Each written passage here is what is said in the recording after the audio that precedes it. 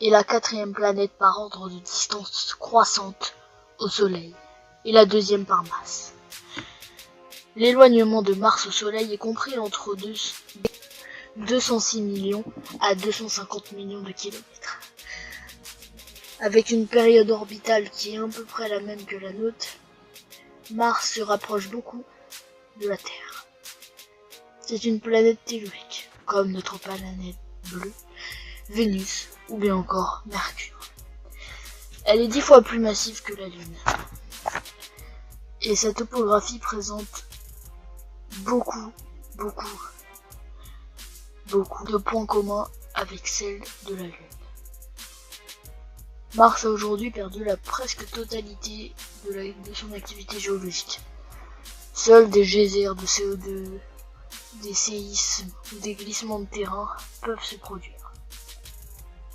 La période de rotation de Mars est du même ordre que celle de la Terre.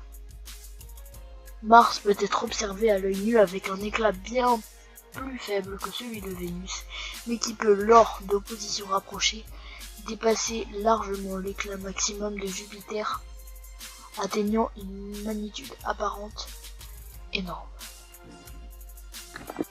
Mars est connu pour avoir le prénom romain du dieu Arès, dieu de la guerre.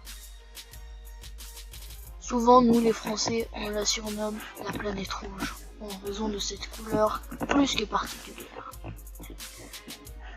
Depuis, Mars fait l'objet de programmes d'observation plus ambitieux que pour aucun autre objet du système solaire.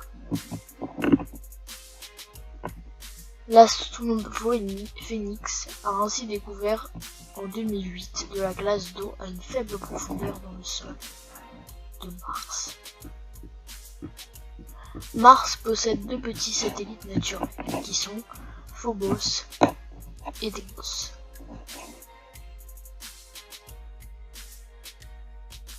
Comme je l'ai dit auparavant, Mars fait l'objet de programmes d'exploration plus ambitieux que pour aucun autre objet du système solaire. Parlons d'Elon Musk. Le projet d'Elon Musk est de conquérir Mars et d'y faire une ville géante. Il se laisse 5 ans avant de mettre un objet sur Mars et 7 ans pour mettre les pieds d'un humain sur Mars.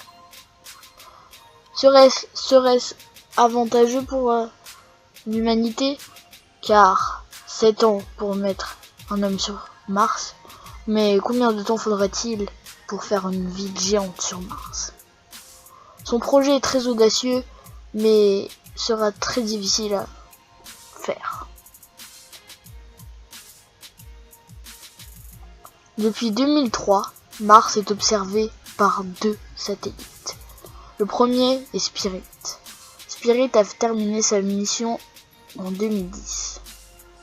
Il est arrivé sur la planète rouge 21 jours avant Opportunity, son jumeau.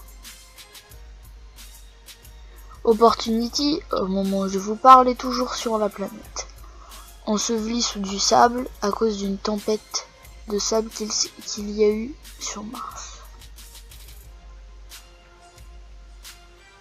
Ses batteries sont éteintes, mais c'est sûr que avec sa vitesse maximale de 0,18 km/h, il nous faudra encore du temps avant de découvrir Mars par cœur.